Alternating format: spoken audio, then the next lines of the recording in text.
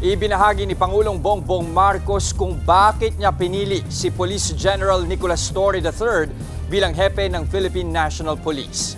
Sa eksklusibong one-on-one interview ni News 5 anchor Cheryl Cosim, sinabi ni Pangulong Marcos na ang gusto niya lang ay maging ligtas ang publiko. Dapat daw ramdam din ito ng lahat. Ayon kay PBBM, mahusay rito si Torre. Pagkaupo nga raw niya bilang PNP chief, sinimulan daw agad ang programa para sa mas mabilis na pagresponde ng kapulisan.